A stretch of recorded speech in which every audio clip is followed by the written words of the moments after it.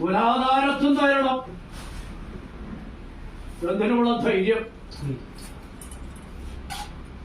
ആധാരങ്ങളിലേക്ക് എത്തിക്കുന്നത് ആദ്യത്തെ ചവിട്ടുപടി ഒരു 5 വയസ്സുള്ള കുട്ടി തന്നെയാണ് മൂലാധാരം. അല്ലേ? അല്ലേ? 5 വയസ്സുള്ള ഒരു കുട്ടിയാ. എങ്ങനെയും നടക്കും, എങ്ങനെയും ഓടും, എങ്ങനെയും വീഴും. എന്തൊക്കെ വീഴും, പൊട്ടും, എന്തൊക്കെയോ കാണിക്കും.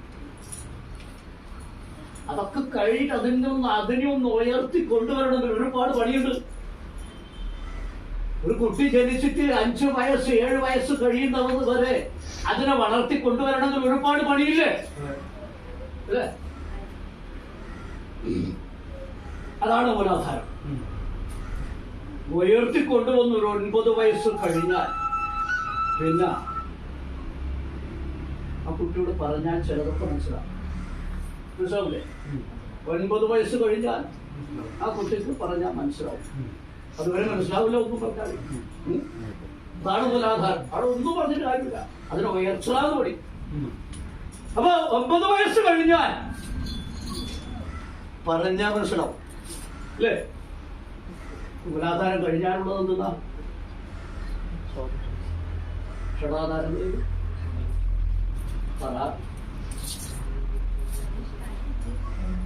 ഗുരുവെന്ന് പറഞ്ഞാൽ മൂലാധാരം കഴിഞ്ഞാൽ സ്വാധിഷ്ഠാനം. എനക്കൊന്നും അറിയില്ല, അതുകൊണ്ടാണ് ചോദിക്കുന്നത്. അറിയാത്തതുകൊണ്ട് അറിവുള്ളവരോടല്ലേ ചോദിക്കേണ്ടത്. അല്ലേ? നിങ്ങൾക്ക് അറിയില്ലേ?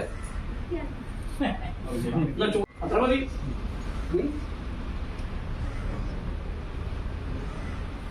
അപ്പൊ 9 വയസ്സ് കഴിഞ്ഞാൽ പറഞ്ഞാൽ മനസ്സിലാവും. എത്ര വയസ്സ് വരെ? ഒരു 16 വയസ്സ് വരെ പറഞ്ഞതൊക്കെ അനുസരിക്കും. സ്വാധിഷ്ഠാനം. അത് നമ്മൾ പറയുമ്പോൾ ഒരാധാരത്തിന് ഉയർത്തിയിട്ട് അവിടെ കൊണ്ടുവെക്കാൻ അത് നമ്മൾ പറയുന്നത്. പിന്നെ അവിടെ നിന്ന് ഉയർത്തണം. ഇവിടത്തേക്കാ പോവാ അനാഹതോ മണിപൂരം. അനാഹത പിന്നീടോ അല്ലേ? അതാ പറഞ്ഞ എനിക്കൊന്നും അറിയില്ല.